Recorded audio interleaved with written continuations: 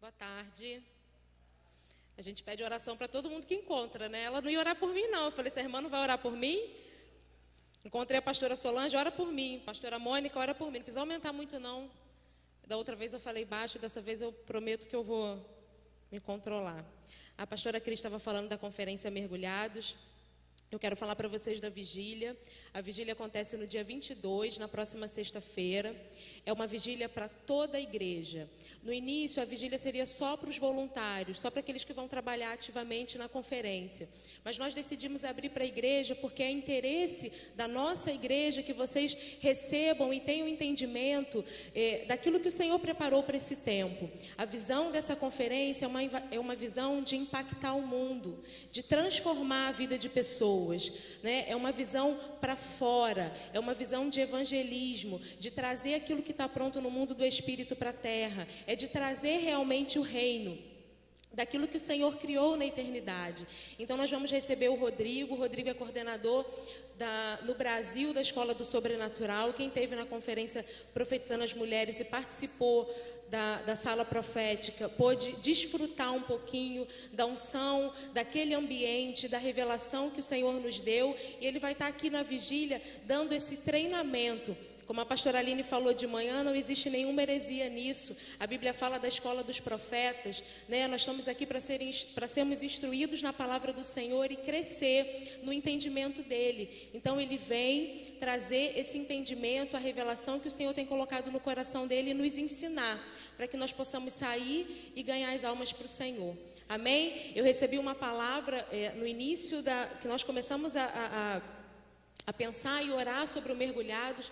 Veio uma irmã de Deus aqui, de vez em quando os oráculos aparecem aqui na igreja. Nós somos uma igreja profética, então de vez em quando pipoca um oráculo do Senhor. E ela falou, vocês estão se preparando para um evento, e o Senhor manda dizer que vai ser um evento de grandes colheitas. Então isso testificou aquilo que estava no nosso coração, né, do treinamento do evangelismo, na capacitação da igreja através da palavra, para que a gente possa manifestar o reino do Senhor nesse mundo. Amém? Eu não poderia deixar de falar sobre o Mergulhados. Eu louvo ao Senhor por essa tarde. Agora entra a pregadora. Eu louvo ao Senhor por essa tarde. Eu sou grata ao Senhor pela oportunidade de dividir a palavra com vocês. E eu queria orar nesse momento, amém? Pai, eu te dou graças. Eu te dou graças porque o Senhor é fiel sempre. Eu te dou graças porque todas as coisas estão no seu controle, Pai. E eu sei que tudo aquilo que o Senhor diz que vai fazer, o Senhor faz. O Senhor não é homem para que minta e nem filho do homem para que se arrependa. O Senhor trouxe essas pessoas aqui nessa tarde com um propósito específico, que foi ouvir quem o Senhor é. Então eu te peço, Pai, usa a minha vida. Senhor, traz a revelação do céu. Senhor, abre o entendimento desse povo. Eu sei, Senhor, que existem no mundo do Espírito forças e resistências contra a revelação da Tua palavra. Mas eu sei também que o Seu poder, Ele quebra todas essas resistências. Eu sei também que nessa tarde está manifestado aqui o Senhor, que traz a realidade do céu, que traz a vida em abundância. Então eu te peço, Pai, abra o entendimento desse povo. Eu peço ao Senhor anjos sobre esse lugar, como a Stephanie ministrou, como a pastora Cris ministrou. Senhor, que venha a verdade de quem o Senhor é. Que venha a clareza sobre as minhas palavras. E que as pessoas possam receber do Senhor. A Tua palavra, ela é viva e eficaz. Ela separa a alma do espírito. Deus, ela traz à existência aquilo que não existe. Então eu peço ao Senhor, abala tudo aquilo que é abalável, para que aquilo que é inabalável, que são os Teus fundamentos, Pai, possam ser estabelecidos nessa tarde. No nome de Jesus. Amém. Difícil pregar. Quem estava aqui de manhã? Depois da pastora Mônica quebrar tudo no culto da manhã. Se você não assistiu, você assista no YouTube, que foi sensacional. Foi muito bom, gente. Glória a Deus. Glória a Deus pela palavra revelada, né? Glória a Deus por esse tempo de clareza que o Senhor tem nos dado, né? O Senhor tem usado o pastor Emerson, a pastora Fernanda, com poder de clareza na palavra, porque o desejo de Deus é que a igreja cresça em maturidade, em conhecimento de quem Ele é. E não foi diferente nessa manhã com a pastora Mônica, e pela misericórdia do Senhor não será diferente agora, assim como não será diferente à noite com o pastor Danilo, amém? Na semana passada, eu fui convidada para ministrar uma aula para os novos convertidos aqui da igreja, e eu amo ministrar a palavra. Eu falei para o pessoal, eu amo ensinar, mas eu descobri que eu amo fazer uma coisa que eu não sei dar aula, né? Estou caminhando nesse processo, mas eu amo falar daquilo que eu acredito no Senhor. E me convidaram para dar uma aula e falando sobre oração.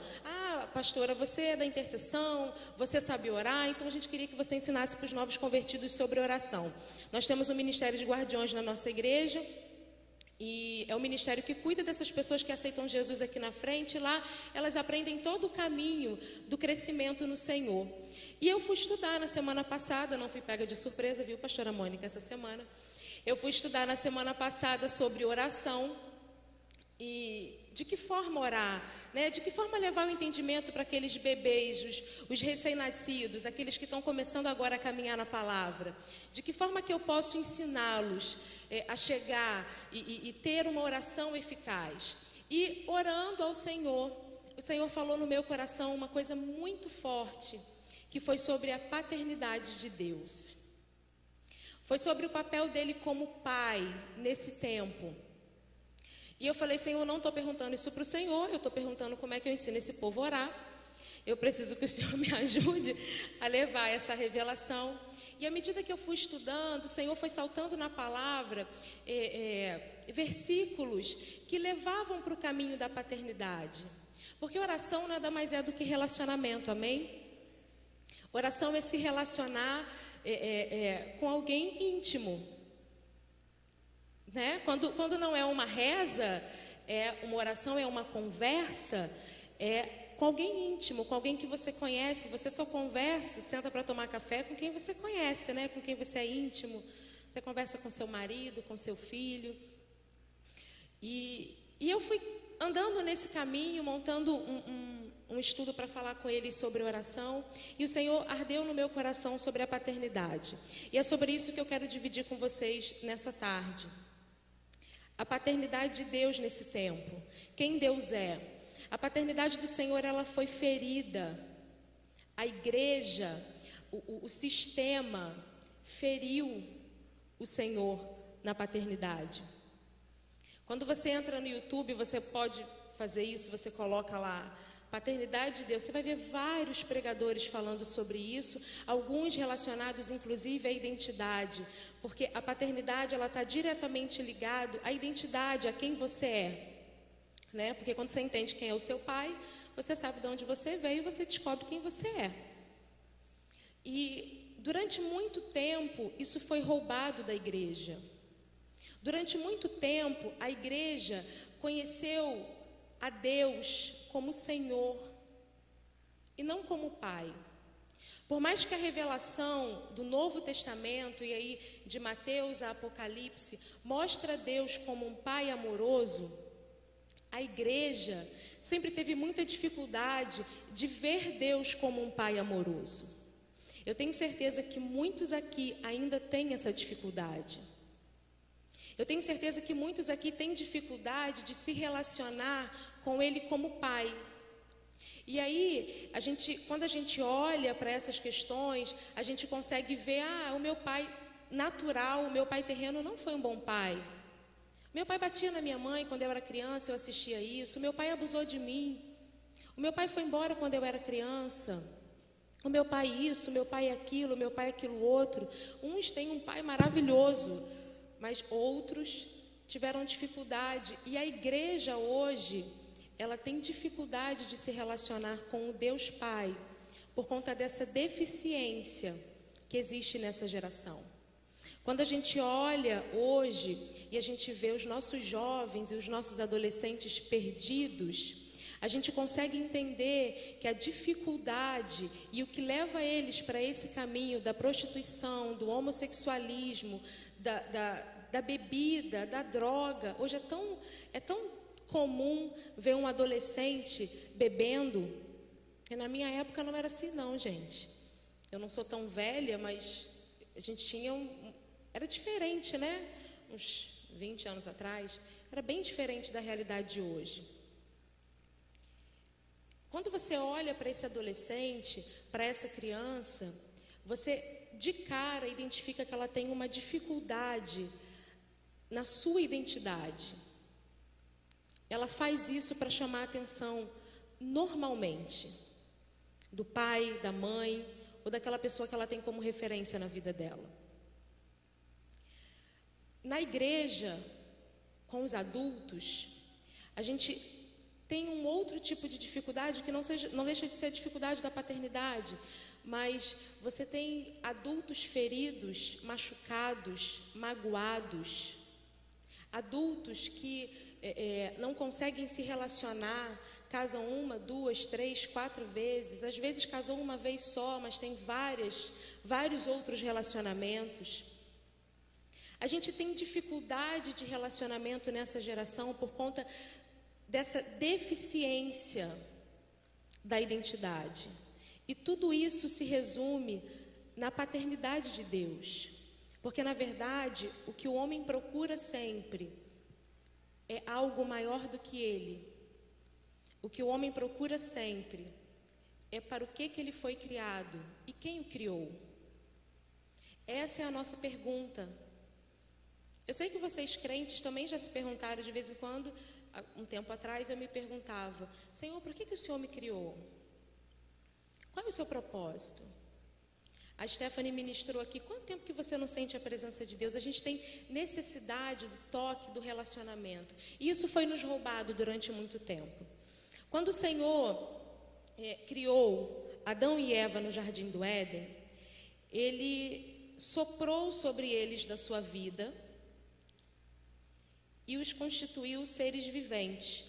Deus, lá em Gênesis 1, 27, falou: vamos criar o homem à nossa imagem e nossa semelhança. Porque ele queria ter um relacionamento. Fez um jardim lindo e maravilhoso, colocou todas as coisas nesse jardim e deu para o homem administrar. Em Gênesis 2, 7, ele soprou sobre o homem, ele colocou da essência dele sobre o homem, da vida dele sobre o homem. O homem era um espírito, assim como nós somos um espírito hoje, amém? Nós somos um espírito, temos uma alma e habitamos num corpo. Esse corpo que vocês estão vendo, que vocês têm também é passageiro, isso vai acabar. O que vai ficar é o seu espírito. Na verdade, você é um ser espiritual, você não é um homem, você não é um ser carnal, desculpa. Você não é um ser carnal, você é um ser espiritual. Então, quando o Senhor soprou dessa vida, da vida dele, em Adão e Eva, Deus os fez espírito e espírito vivificante, né? Deus deu a eles a vida. E Adão e Eva pecou, como todo mundo sabe, todo mundo conhece esse caminho. Foi lá a serpente, enganou Eva. Eva deu a fruta para Adão comer. Quando Adão e Eva pecaram, entrou a maldade no homem, né? O homem passou a conhecer o que era o certo e o que era errado e perdeu a vida de Deus. O homem perdeu o caminho do relacionamento. Lá em Gênesis também vai dizer, em Gênesis 3, que ele descia para se relacionar com o homem, volta a dizer, ele criou um ser para que ele se relacionasse, porque ele é um Deus relacional, ele gosta de relacionamento. Quando ele desceu naquele dia, na viração do dia, ele viu que Adão e Eva estavam se escondendo dele, porque estavam nus, porque estavam com vergonha, porque estavam com medo. A Bíblia é clara quando diz isso. Ele senti medo e por isso me escondi do Senhor. A partir daquele momento, quando Adão e Eva foram expulsos daquele lugar, Deus deixou de ser pai e passou a ser Senhor.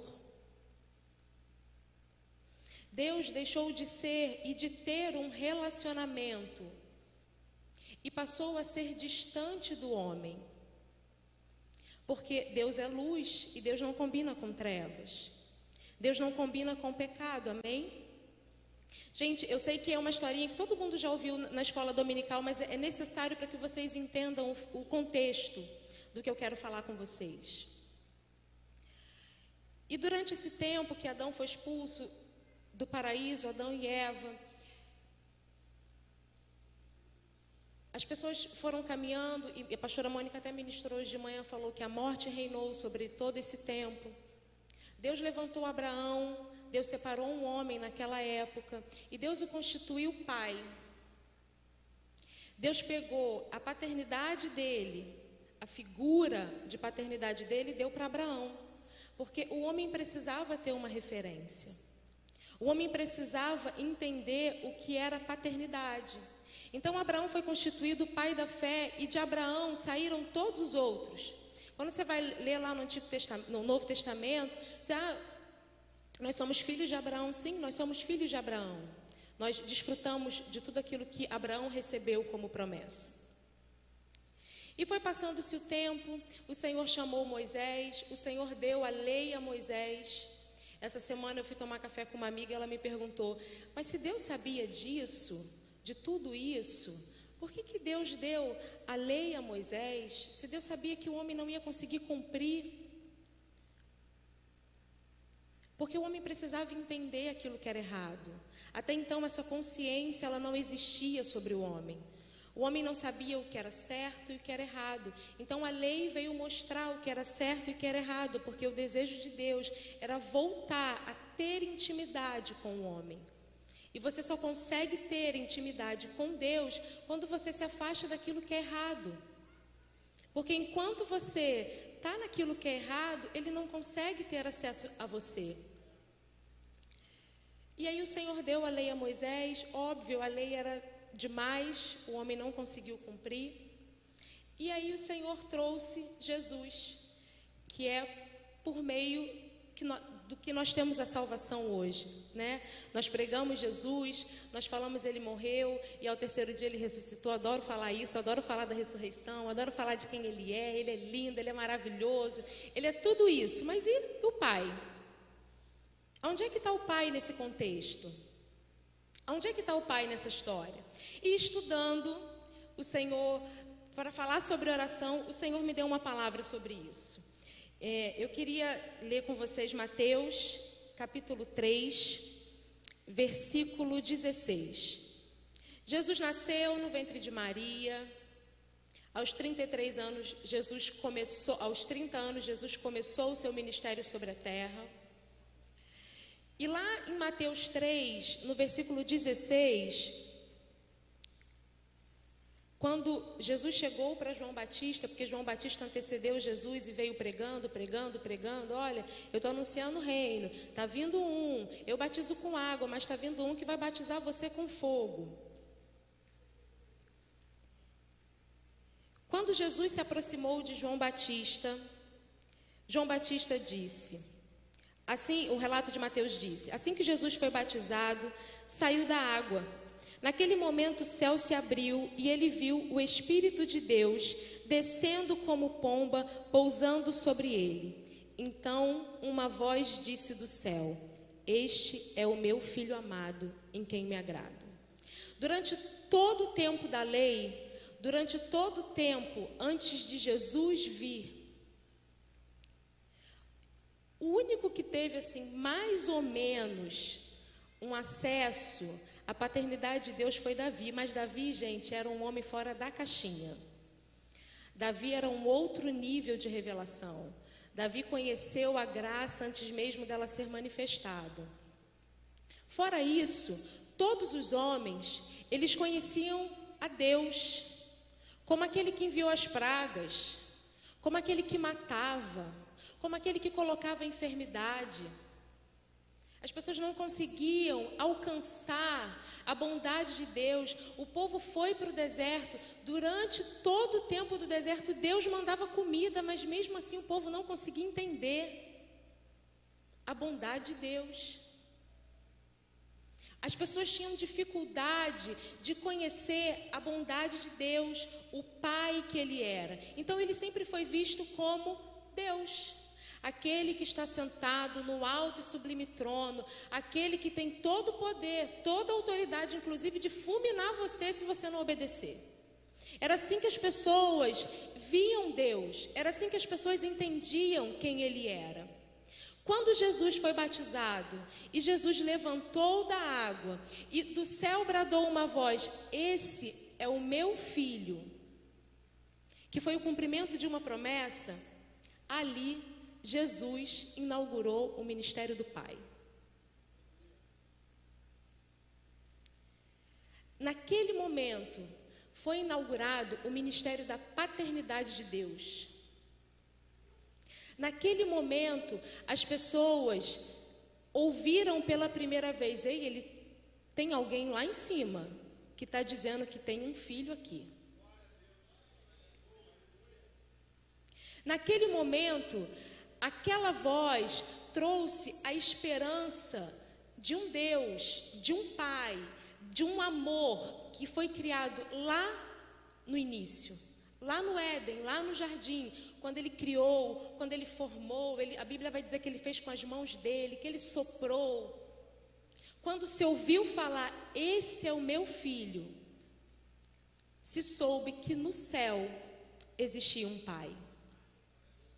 A partir daquele momento que Jesus levantou e ouviu, e João Batista ouviu que ele era o filho, Jesus já sabia que ele era o filho, Jesus começou a caminhar e a juntar os seus discípulos. Jesus começou o seu ministério de ensino. Ontem nós estávamos conversando com a pastora Mônica, a gente fala muito, principalmente da palavra, a gente conversa muito. E a gente estava falando sobre o ensino. Jesus só veio ensinar, ela falando para mim, Jesus veio ensinar. Gente, o ensino faz toda a diferença, por isso que eu amo ensino. Porque o ensino traz a clareza e o entendimento. Jesus começou a ensinar. E em todos os capítulos, no capítulo 4, no capítulo 5, no capítulo 6 e no capítulo 7, e eu acho lindo como Deus faz, que a pastora Cris falou sobre Deus Pai, o Senhor começa a apresentar quem o Pai era.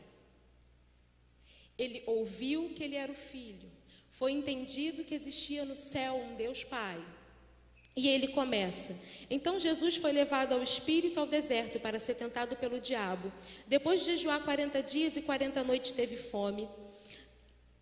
O tentador aproximou-se dele e disse: se tu és filho de Deus, manda que essas pedras se transformem em pão. Em outro sentido, o diabo estava falando para ele assim: se ele é mesmo seu pai,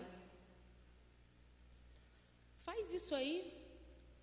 E pela segunda vez, Satanás tentou ele: se tu és filho de Deus.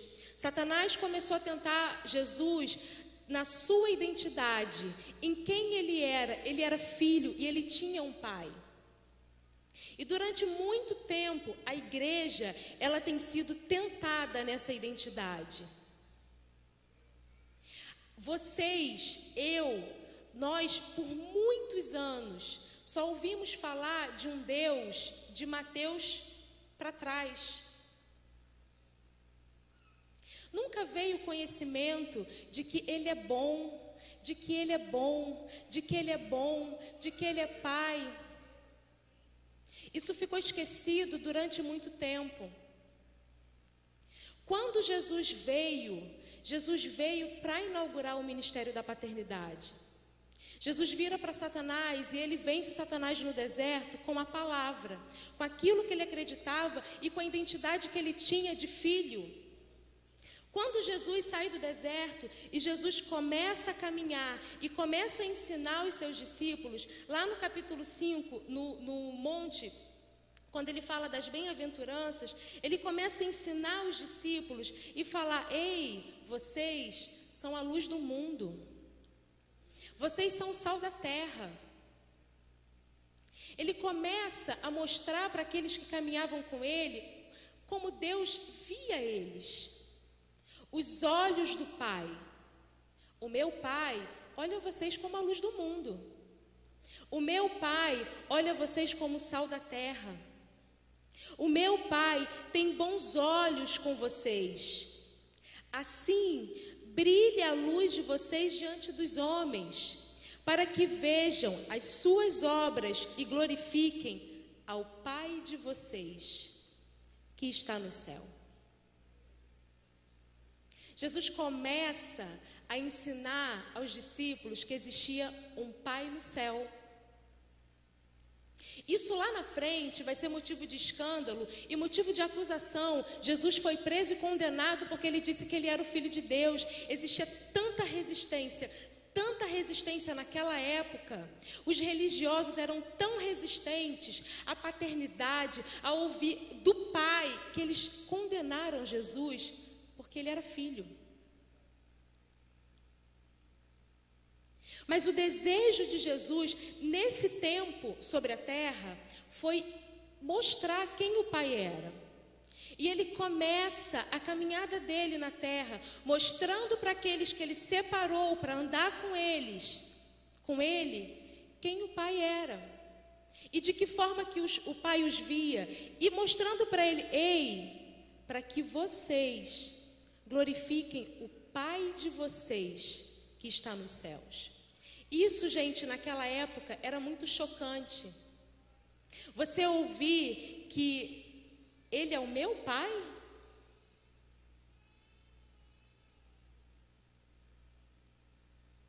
Foi um escândalo ouvir que existia um Pai e que ele era seu.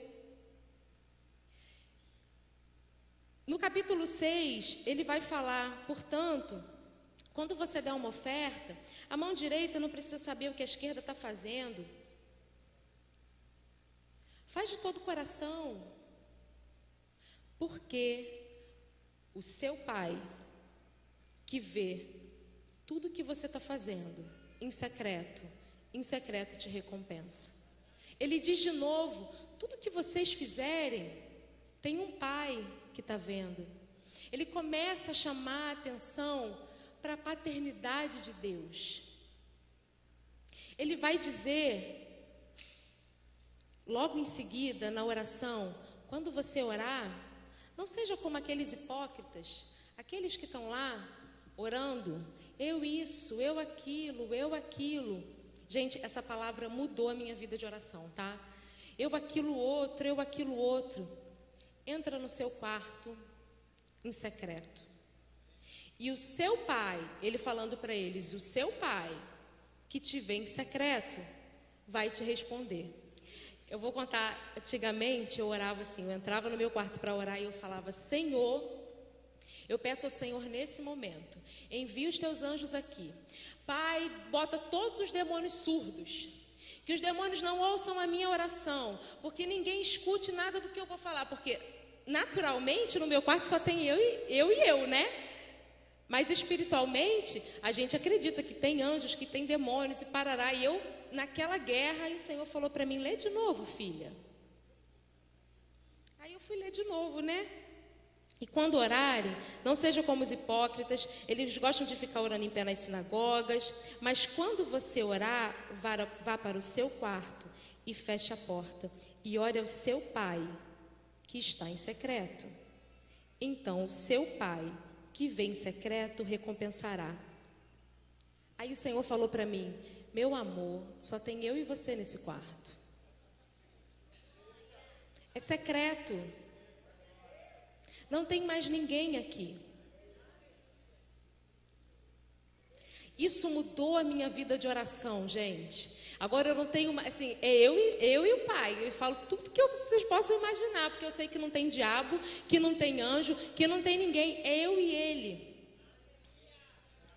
E quando Jesus começa a ensinar isso para os discípulos, e à medida que ele vai caminhando, ele começa, a partir desses ensinamentos, a partir do capítulo 7, que aí ele vai falar, por que a gente está preocupado com que a vez de comer, de vestir, porque se o seu pai natural sabe te dar boas coisas, imagine o seu pai que está no céu. Foi o versículo que a pastora Cris leu aqui na oferta. Ele começa a falar de quem o pai era. Em seguida, ele começa a curar.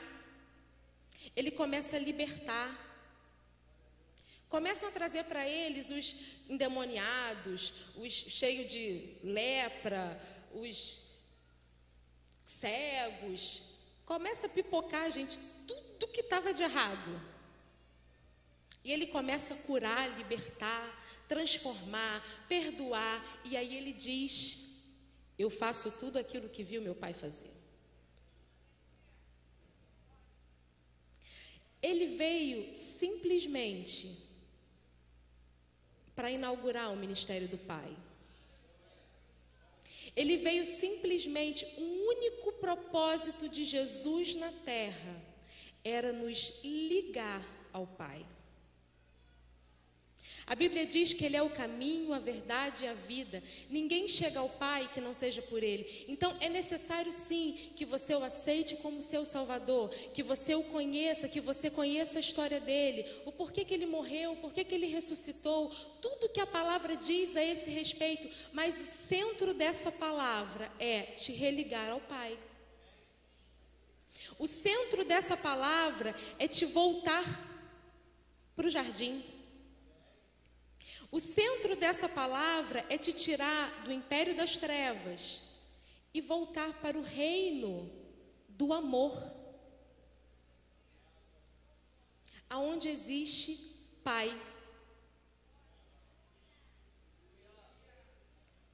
Esse é o desejo dele. O desejo dele é que você tenha acesso ao Pai sem se preocupar com quem está nesse caminho. O que nos faz diferentes dos católicos é que eles acreditam que a gente precisa de algumas pessoas no caminho, né? Alguns santos bíblicos, né? Maria, que não é santa, mas que foi a mãe de Jesus. Nós respeitamos e honramos Maria, honramos o ventre dessa mulher. Paulo, Pedro, tem um monte, gente, eu não conheço, me converti muito nova, então eu tenho pouco conhecimento.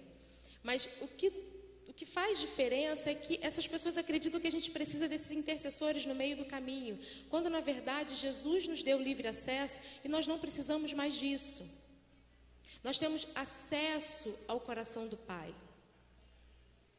O desejo de Deus, Pai, Filho e Espírito Santo, é que vocês voltem para o propósito original, que é a paternidade dele. Eu sei, gente, que não é uma palavra tão simples de se entender, e por isso que eu pedi ao Senhor que trouxesse a clareza e o esclarecimento. Mas nós precisamos voltar ao Pai. Nós precisamos voltar a um Deus bom, a um Deus que se importa com a gente. Ele não mandou Jesus, Jesus morreu, Jesus subiu, Jesus está à destra dele, e ele olha para Jesus e Jesus fala com a gente. Não. Até porque o Pai, o Filho e o Espírito são um. É a mesma coisa, é o mesmo pacote. Mas eu quero que você entenda que Ele é o seu Pai. E hoje você tem acesso livre ao coração dEle. Hoje você tem acesso àquilo que foi roubado lá atrás e que impedia que você chegasse até o coração dEle. Gente, Ele é um Pai amoroso. Eu sou mãe, meu filho tem 13 anos. E eu jamais colocaria um câncer no meu filho, porque eu quero discipliná-lo. Eu jamais deixaria meu filho tropeçar numa pedra, se eu estivesse vendo aquela pedra.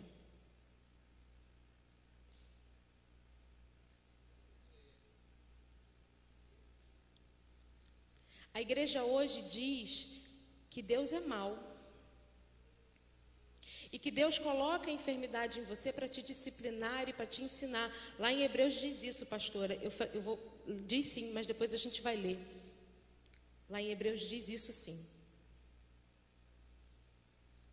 Porque, gente, só se usa a Bíblia para testificar de que Deus é mau.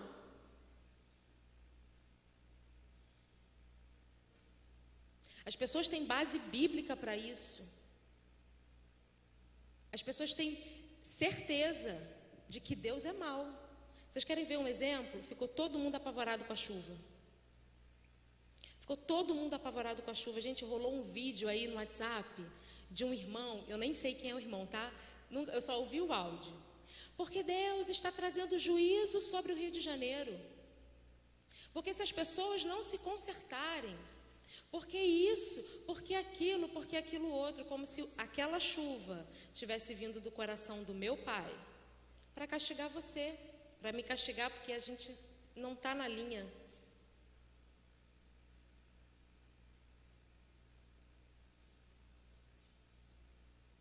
Falei para a pastora Mônica no domingo, eu falei, isso é uma coisa que me incomoda. As pessoas não verem Deus como Pai. Ela falou, Marcília, as pessoas não sabem a bondade de Deus. As pessoas veem Deus com o óculos do Antigo Testamento, que era bom.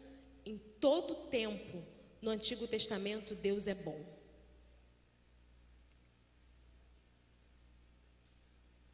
Deus nunca fez nada para prejudicar o homem. Agora existe uma lei, porque no mundo espiritual existem leis. Tudo que o homem plantar, ele vai colher. Fato, gente. Não tem saída. Até porque ele é um Deus bom, ele não criou marionetes, ele não criou fantoches, e você tem livre-arbítrio para fazer aquilo que você quiser fazer no seu nariz. Você decide. Eis que põe diante de ti o bem e o mal, a vida e a morte. Ei, pensa lá, qual o caminho que você vai seguir? A decisão é sua, a decisão não é de um Deus mau. Você se quebrou no meio do caminho, não foi um Deus mau que fez isso. Não, mas eu tenho certeza que foi Deus, porque a irmã lá do círculo de oração falou. Amado, entra no seu quarto, em secreto, e Ele vai te direcionar. Ele é uma pessoa. Ai, pastor, eu tenho dificuldade, eu não consigo entender que Ele está do meu lado. Irmão, Ele está do seu lado aí, agora. Ele está o tempo todo com você, dentro de você. Ele é o seu pai, Ele te criou. A Bíblia diz que você foi formado dentro dEle. Irmão, você consegue entender isso? Que você foi formado dentro do coração dEle?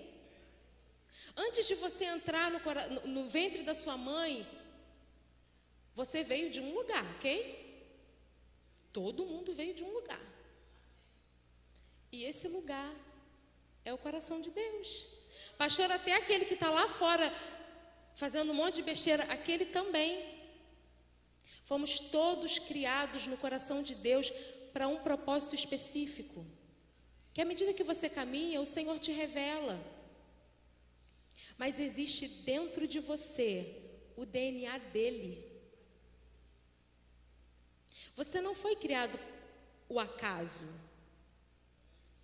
Você não foi simplesmente um espermatozoide que fecundou no óvulo e você apareceu. Não, amado. Aquele sopro lá no início, em Adão e Eva, aconteceu com você também. Fique em paz. É o mesmo sopro. É a mesma vida. O mesmo Pai que criou Adão e Eva para um propósito, criou você. O mesmo Pai que soprou no ventre de Maria, soprou no ventre da sua mãe. Óbvio que de forma diferente. Foi lá com o óvulo, com o espermatozoide. Mas o processo de criação, gente, é o mesmo. Lá no Salmo 39 vai dizer que enquanto você estava lá no ventre da sua mãe, informe, parará, tu me criaste. Olha só, gente, no íntimo do seu ser, tu criaste o íntimo do meu ser e me teceste. Esse tecer é de tecido, sabe? É como se os seus ossos fossem feitos de linha. Não sei se alguém já viu aquelas máquinas de tecer. É dessa forma que os nossos ossos são formados. Tu me teceste no ventre da minha mãe, e eu te louvo porque tu me fizeste de um modo especial e admirável. Olha aí, você é especial e admirável. Tuas obras são maravilhosas. Digo isso com convicção. Os meus ossos não estavam escondidos de ti, quando em secreto fui formado e entretecido como nas profundezas da terra. Os teus olhos viram o meu embrião todos os dias, determinados para mim foram, e todos os dias determinados para mim foram escritos no teu livro, antes que qualquer um deles existisse. Você foi criado, você não é uma obra do acaso. Você foi criado com um propósito em Deus, no coração dele. Você é um espírito e existem em você características espirituais dele. Nesse dia, nesse café com a minha amiga, eu falei para ela, você vai na vigília? Aí ela falou assim, eu vou. Eu falei, você vai aprender umas coisas lá bem legais. Você sabia que você é um espírito? E como um espírito, você é sensível a tudo que existe no mundo do espírito? Existem revelações espirituais que estão disponíveis para mim e para você, mas é porque a gente se vê trancado nesse corpo de carne e num Deus tão distante que a gente não consegue alcançar esse nível de relacionamento que Ele deseja. Lá no Salmo 25, Ele diz, ei, eu quero muito contar os segredos do meu coração para você. Isso acontece no Espírito. Quem aqui, gente, é louco, tá? Mas eu sou uma vibe meio louca mesmo. Quem aqui já teve déjà vu? É muito legal, né? Gente, eu tenho sensação de que eu já vi isso na minha vida. Não é isso? Você chega no lugar e tem a sensação de que eu já passei isso. Gente, isso é só a partícula da onisciência de Deus em você. É só isso.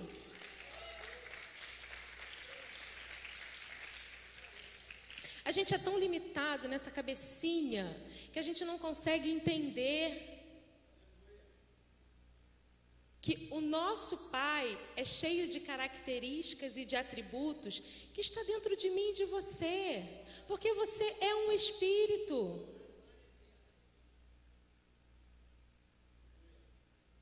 Os direitos que Ele nos deu é nosso. A Bíblia diz que Jesus morreu para devolver para os homens os dons que Satanás roubou lá. E aí, quando ele devolveu, gente, ele distribuiu para geral, tá? Tá tudo liberado, até para aquele irmão que está lá no centro de macumba. Aquele dom que ele usa lá, de descobrir as coisas, é o dom que Jesus liberou para geral. Só que ele usa influenciado por um espírito mau. E a igreja tem medo de usar influenciado pelo Espírito Santo. Porque eu vi isso na macumba, pastora.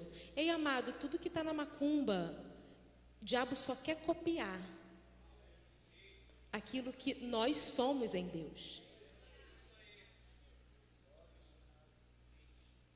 Está tudo liberado, gente. É Mateus, acho que é Mateus que vai falar que Filipe se transladou. A pastora falou isso em Atos, a pastora falou isso hoje de manhã. Amados, quem tem fé para se transladar? Está liberado, ó. Você pode. Os bruxos fazem isso, gente. Os bruxos aparecem assim, de repente, ele está em outro lugar. Está usando um direito que é meu e seu. Mas você não entende o seu lugar de filho, porque você não sabe que ele é o seu pai. E aí, porque você não sabe que ele é o seu pai, você não sabe a herança que você tem. Você é herdeiro dele, co-herdeiro com Cristo, que delícia, mas você herdou dele todas as coisas. Quando você morrer, você vai voltar para ele. Você vai voltar para o coração dele, você vai passar a eternidade com ele, mas enquanto isso não acontece, ele liberou tudo dele para que você viva na terra. da forma que Ele deseja. Mas, pastor, eu tenho mágoa de Deus, porque quando eu mais precisei, Ele não me respondeu. Quando eu mais precisei, Ele virou as costas para mim, porque Ele matou alguém que eu amava muito, ou porque eu orei para que essa pessoa fosse curada e ela não foi. Gente, existem pessoas que têm mágoa de Deus e que têm dificuldade de entender esse amor. Amado, Ele é bom. Ele te ama tanto, tanto, tanto. Você não consegue entender o macro. Você vê pedaços, detalhes. E dentro desses detalhes que você vê, você se entristece, você não entende. Mas você pode ter certeza de uma coisa: para um Deus descer na terra como homem, se humilhar. Maria teve filho em parto normal, tá, gente? Se humilhar nesse nível de parto, um Deus, porque Ele era Deus, Ele é Deus, Ele veio como homem, mas Ele se humilhou, Ele se sujeitou.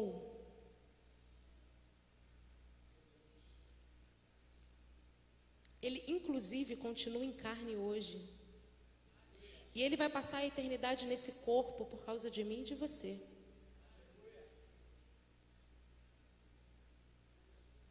Pelo nível de desejo, de relacionamento que Ele tem.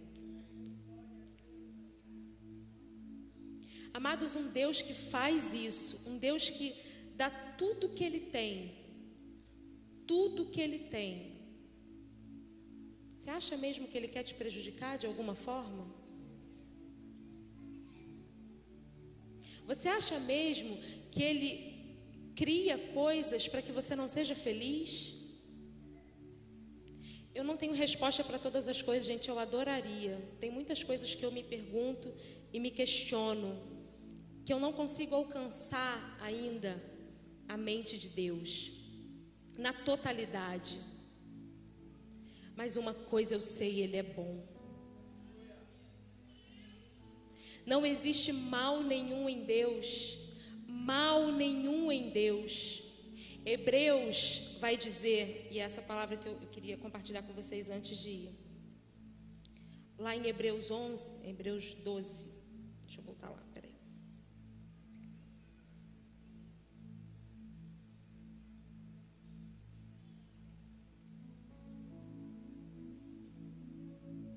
Que Ele, ora, na guerra contra o pecado, ainda tem resistido até o extremo de derramar o próprio sangue. E estáis esquecidos da palavra de encorajamento que Ele vos dirige como filhos. Meu filho, não desprezes a disciplina do Senhor e nem desanimes quando por eles sois repreendido. Algumas pessoas pegam esse versículo para dizer que Deus castiga, porque algumas versões diz Ele castiga. Algumas versões diz que Ele repreende, que Ele disciplina. Mas a gente vai caminhando, né, gente? A gente vai aprendendo no amadurecimento. E nunca fique com um versículo solto. Nunca fique com a opinião do pregador. Sempre olhe a palavra. Esse versículo, quando ele fala da disciplina e do castigo, ele está falando da educação, do ensino. Eu perguntei esses dias para uma psicóloga, eu falei assim, me diz uma coisa. Nós estávamos falando sobre a graça, e eu amo a graça. E nós estávamos conversando sobre isso, e eu falei para ela, você como psicóloga, o que é mais eficaz? Eu pegar o meu filho, dar uma surra nele, ou eu sentar e conversar com ele? E mostrar para ele, olha filho, é isso. Se você fizer assim, é assim que vai acontecer. Ela, Marcília, sem dúvida, conversa. Eu falei, é a mesma coisa que Deus faz. Deus nos educa pela sua palavra. A palavra, ela é o que nos ensina Toda a Escritura é inspirada por Deus e proveitosa para ministrar a verdade, para repreender o mal e para corrigir os erros e para ensinar a maneira certa de viver. Esse é o ensino que Hebreus 12 diz. Então, amado, desconstrói que Deus castiga. Desconstrói que Deus castiga o seu filho que ama. Ele seria muito incoerente se ele fizesse isso. Todo o castigo que ele tinha para a minha vida e para a sua vida, ele colocou em Jesus. Ele só quer que você volte ao coração dele e que você o conheça como Pai. Ele é o seu Pai. Eu quero desafiar você. Se você fizer isso que eu vou te pedir, valeu todo o tempo de ministração. Chega na sua casa, entra no seu quarto, sem religiosidade, tá, gente? Não precisa ajoelhar, precisa não sei o quê, do jeito que você quiser, tá? Que eu particularmente não oro de joelho, eu oro sentada na minha cama. E fala assim: Pai, senta aqui, vamos conversar? Ih, Marcílio, isso é maluco. Gente, não é maluco. Estabelece um relacionamento com Ele. Cria isso. Porque quando você chegar no céu, o que você vai fazer é se relacionar com Ele. A gente começa isso aqui na terra, porque senão você chegar lá, você vai ficar perdido, não vai saber nem o que fazer. Faz isso hoje. Fala assim: Senhor, aquela pastora disse que se eu fizer isso, o Senhor vai me responder. Pode acreditar no que eu estou te falando. A palavra dele não volta vazia. Amados, ele é tão bom. E o dia que eu conseguir mostrar para a igreja de forma clara essa bondade, eu vou ser a pessoa mais feliz do mundo. Porque eu sei que Ele é bom. Eu passei um período muito difícil na minha vida antes da conferência. Gente, todo mundo passa por dia mal. Eu estou na graça, eu creio no poder dEle. Eu sei quem Ele é, eu sei que Ele é o meu Pai, que eu sou filha dEle. Eu sei que todo o poder está dentro de mim. O poder que ressuscitou Ele dos mortos, o poder da vida. Eu sei tudo que tem dentro de mim. Se tem uma coisa que eu sei, gente, é que eu sou uma filha mimada. E põe mimada nisso. Sou chata. Eu pergunto, eu quero resposta. Eu reclamo. De vez em quando eu olho para ele e falo: olha aqui. Só eu que faço isso, ninguém nunca fez, né? Tá bom. Pode fazer, ele é seu pai. Meu filho, de vez em quando, sou chata. Eu falo: Jesus, eu tenho que aturar isso. Mas a gente com o pai, né? A gente tem outra vibe. Pai é pai. Eu saí dele, então tá tudo certo. Ele sabe o que eu vou falar antes de chegar na minha boca. E eu passei um período muito difícil na minha vida. Muito difícil. Eu precisava de respostas e eu não tinha respostas. Eu precisava de respostas e eu não tinha respostas. E uma angústia dentro do meu coração que parecia que não tinha fim. Eu me lembro que eu saí daqui um domingo de manhã e eu cheguei em casa e as pessoas só falavam assim para mim: eu vejo um tempo de alegria chegando. Eu falei: gente, esse povo é doido.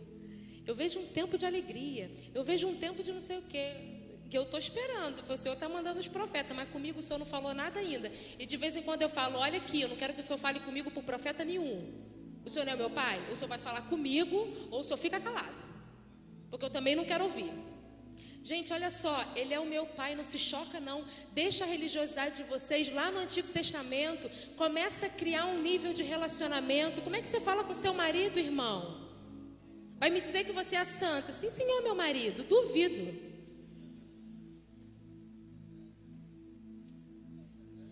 Desconstrói isso que a religiosidade construiu. E eu cheguei em casa, eu sentei na minha cama e eu falei: não tá bom. Não tá bom. Não tô bem, eu não tô bem. Eu preciso que o Senhor fale comigo. O Senhor é o meu Pai. Eu preciso entender o que está acontecendo, qual é o caminho que eu devo seguir, qual é a revelação que o Senhor tem para esse tempo. Eu não estou conseguindo ver um palmo na frente do meu nariz. Eu estou triste, eu só tenho vontade de chorar. O que o Senhor vai fazer? Eu, pelo menos, preciso ficar bem, um refrigério para eu transparecer, porque eu tenho uma conferência para tocar. E eu falei. Fiquei calada, esperando a bronca, né? E ele falou assim para mim: eu sou o seu Abba. Gente, é louco, tá? Eu sou louca, eu sou um espírito, então eu vivo nesse mundo. E ele começou a cantar para mim: eu sou o seu Abba. E eu comecei a cantar para ele: tu és o meu Abba. E foi tão forte. Ele: você não precisa de nada, eu sou o seu papai.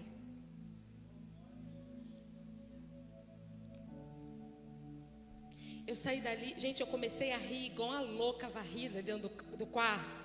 Eu ria, porque foi tão delicioso aquele momento.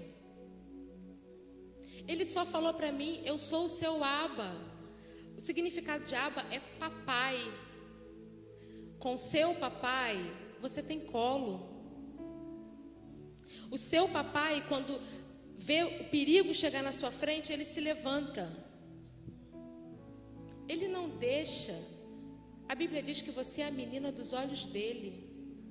A menina é aquela bolinha lá dentro, a pequenininha.